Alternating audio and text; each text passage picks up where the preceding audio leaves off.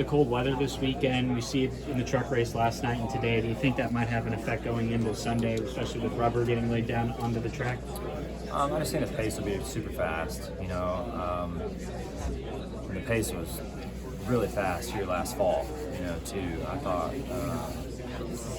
thought Kyle and I were both pretty good, and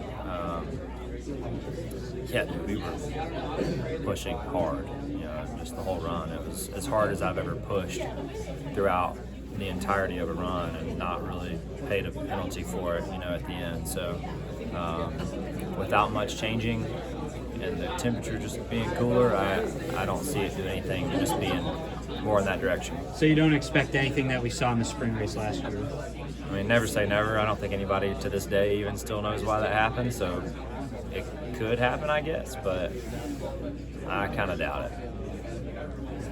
In practice for Xfinity today, it looked like we were seeing some guys kind of go up top a little bit quicker than last night in the trucks race. So how quick for tomorrow do you think it's going to spread out in terms of the lanes?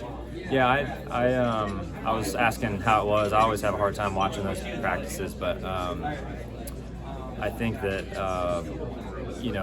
eventually the momentum of the top will certainly come in. I think that they will probably respray. It seems like that's normally what they do before the Cup race here, if I'm not mistaken. So usually by the end of the Xfinity race today, it's kind of peeled up, between our practice and then the Xfinity race today, and then that kind of forces them to have to reapply.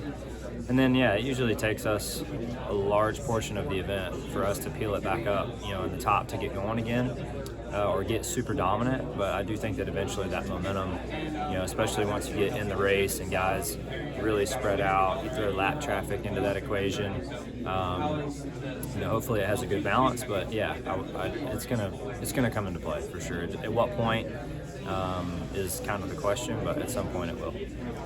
This week has obviously been tough for Hendrick Motorsports with the loss of Jon. Curious what kind of interactions you had with him, what memories you have with him, and if you guys overlap much.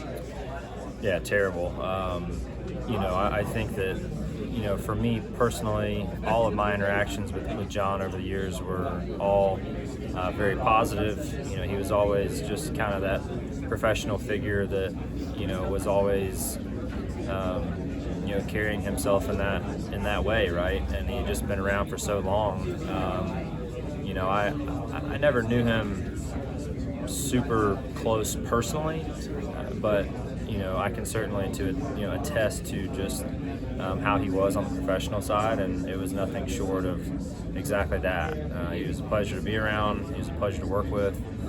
We're certainly going to miss him. I know he's had a extremely close relationship with Jeff over the years, and has meant a lot to the company, and has helped hire a lot of the personnel within the company too. So I think there's just certainly gonna be a pretty large void, I think, for everybody that that works behind the scenes at HMS moving forward.